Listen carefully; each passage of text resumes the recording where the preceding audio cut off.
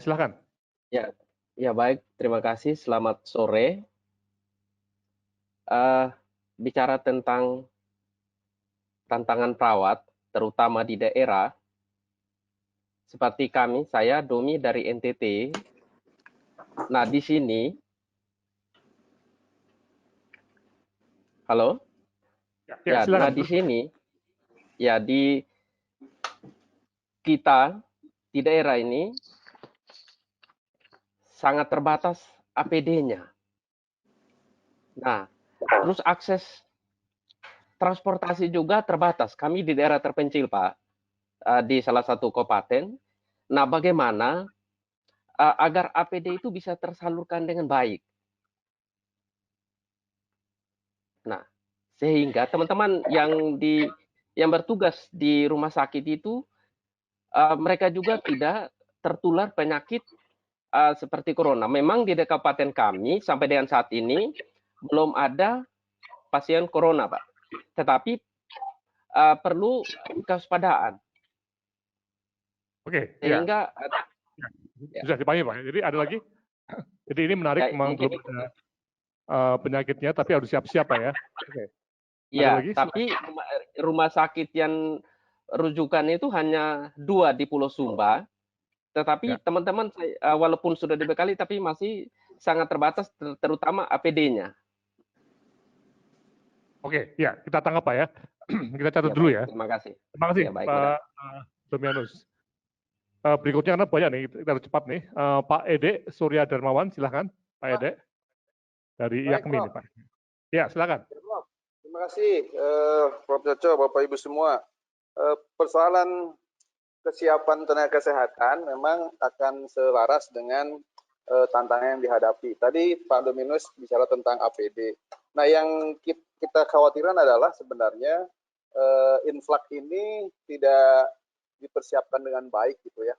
Ada surge, atau istilah yang Prof. Laksono selalu sampaikan adalah surge yang meningkat, tapi pertama skill dari teman-teman tidak segera di-upgrade gitu ya. Yang kedua adalah itu tadi APD ya, ternyata APD ini jadi isu di mana-mana dan itu harus segera selesai. Nah, dengan permodelan yang sebenarnya kan sekarang ini meningkat. Kalau kita masih bermain di soft gitu ya, perhitungan yang disampaikan kemarin di BNPB kan akan ada 1,750 ya yang terkena dan kemungkinan meninggal 125 ribuan. Nah, ini barangkali memang kita mesti mendesak pemerintah supaya lebih cepat gitu ya di dalam mendistribusikan APD.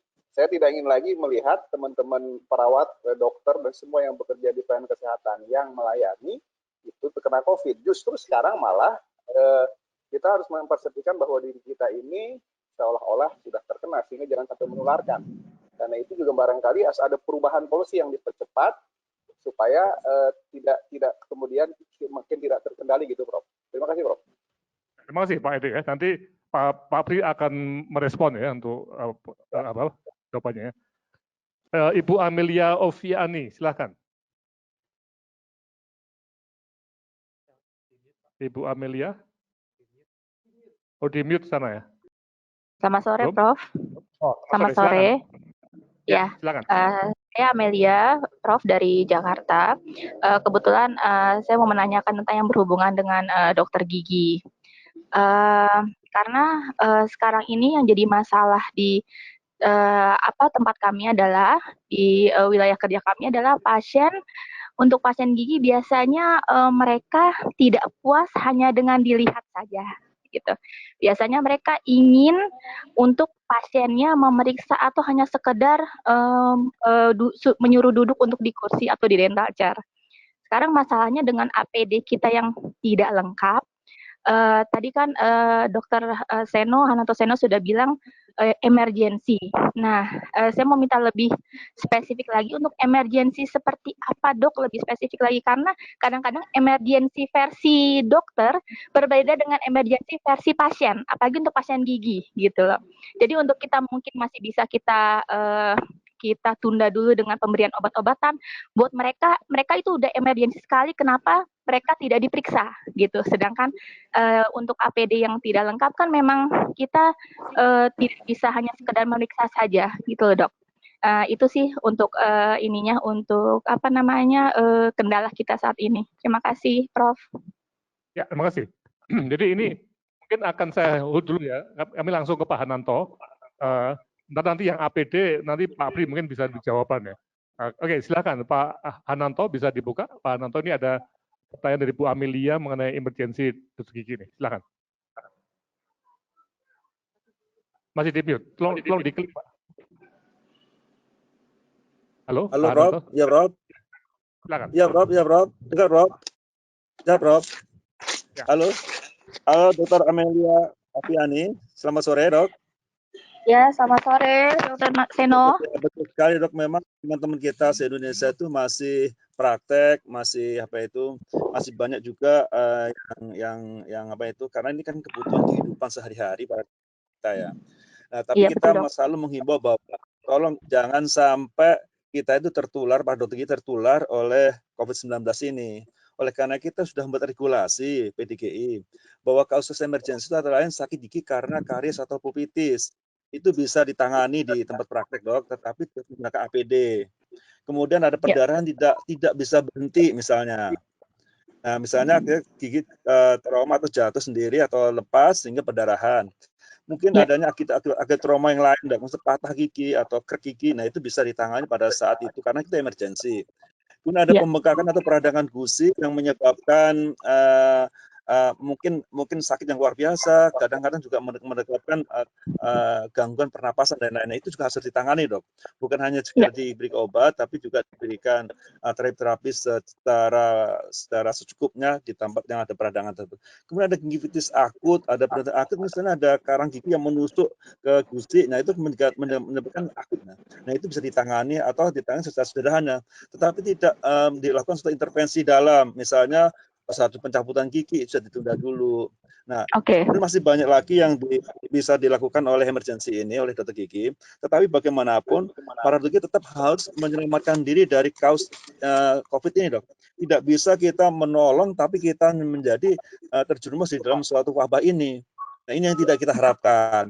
Tetap bagaimanapun kita membuat modifikasi APD yang minimal ada sarung tangan, tutup kepala, kacamata yang menutup muka, kemudian pakai masker dan pakai baju yang dimodifikasi sendirilah katanya, atau penutup baju kita atau badan kita sehingga kita tidak tertular manakala pasien tersebut kita tidak tahu apakah itu sebagai pembawa care atau hidden carrier atau sudah membawa COVID, tidak tahu. Oleh karena itu tetap kita ada, Dok.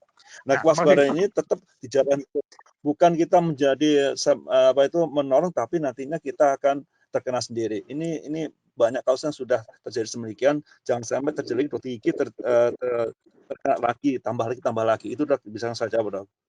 Satu lagi, Dok. Memang kita APD kita itu sedang ada teman-teman kita dari PDGI itu sedang membuat nama APD. Nah, ini sedang membuat modifikasi, mudah-mudahan tidak terlalu lama lagi ada APD yang kita bisa disebutkan para dokter, terutama dari paling depan. Itu, Dok. Mudah-mudahan, Dok. Iya, mudah-mudahan, Dok. Makasih, Dok Seno. Ya, terima kasih. Terima kasih. Jadi Pak Hananto dan Pak Amelia ya, kayaknya memang kita perlu ada forum khusus untuk dokter gigi nih ya. Iya, betul, Bro. Setuju sekali, Bro. Setuju, Prof. Saya minta untuk mensupport ya. Iya, oke. Makasih. Ya, kita langsung dulu ya. Ibu Angela Muhammad Amni Maliki, silakan. Ibu Angela. Halo. Ya, silakan. Ya, selamat siang, Dr. Seno. Ya, Dok, ini selamat siang. Ya, kebetulan saya ini dari bekerja di puskesmas. Nah, kami kan juga dalam hal selama during COVID-19 ini kita melakukan screening ya, Dok ya.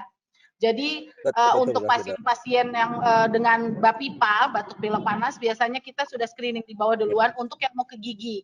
Nah, kadang-kadang kan pasien gigi itu juga yang mempunyai keluhan gigi, tapi mereka punya sakit BAPIPA juga. Biasanya kita sudah screening di bawah. Nah, kemudian pada saat teknisnya di ruangan, biasanya kita anamnesa. Nah, tapi anamnesanya kita tidak dudukan di dental chair, Dok.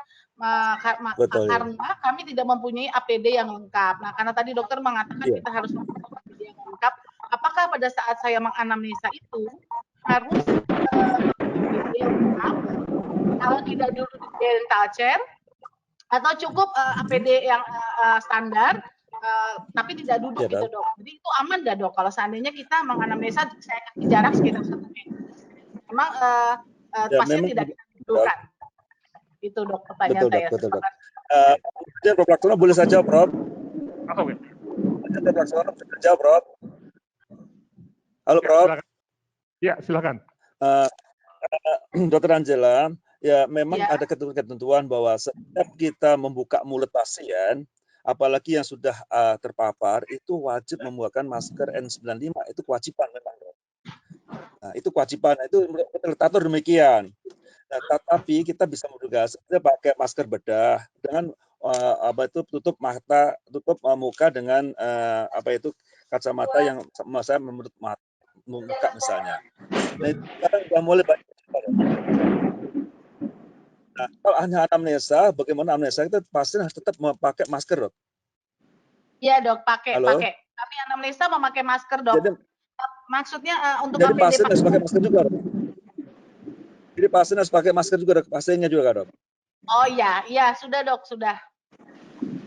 Oke. Nah, kemudian dokternya juga harus pakai masker, bisa kok sudah nanti membuka mulut harus pakai yang N95, dok, kalau bisa, dok.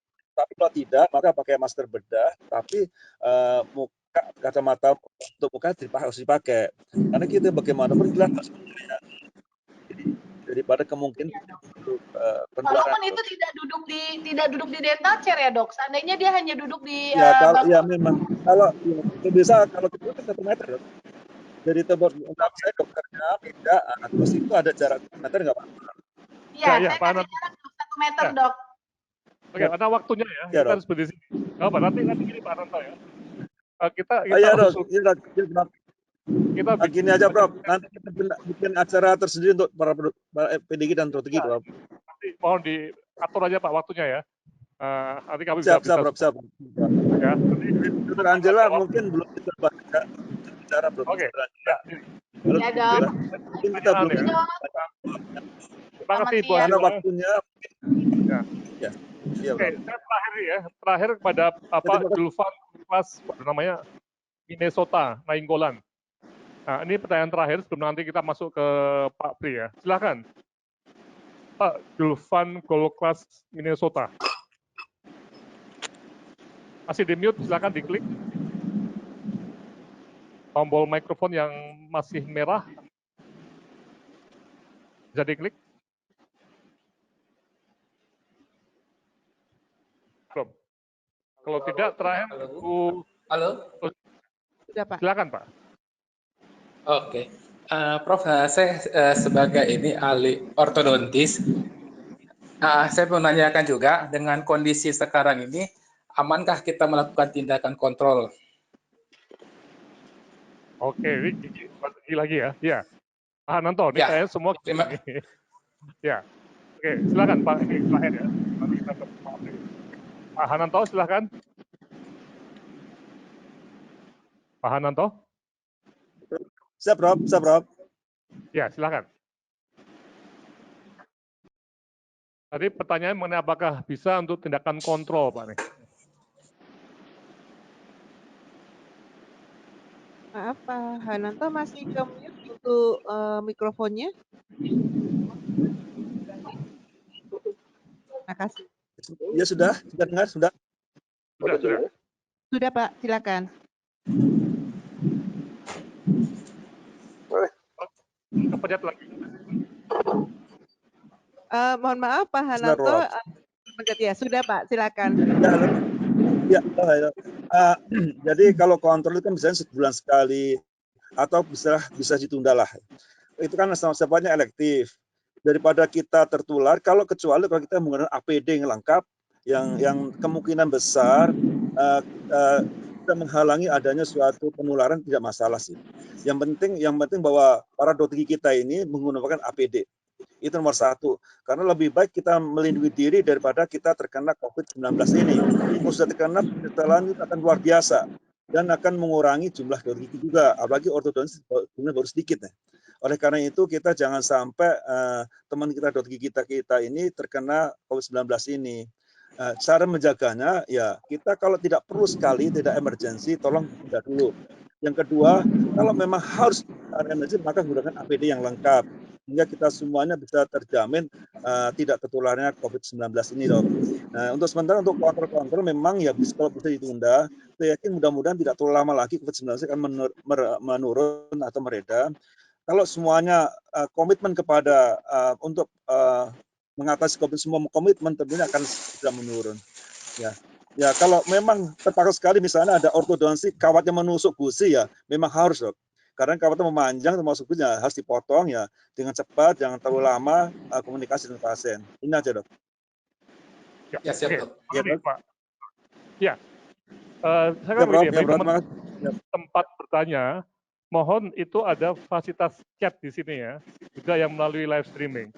Itu silakan Anda tuliskan chat di sini ya, pertanyaan-pertanyaan nanti dikomunikasi dan nanti akan diarahkan selanjutnya untuk dijawab secara tertulis ataupun nanti untuk jadi topik untuk webinar di masa mendatang.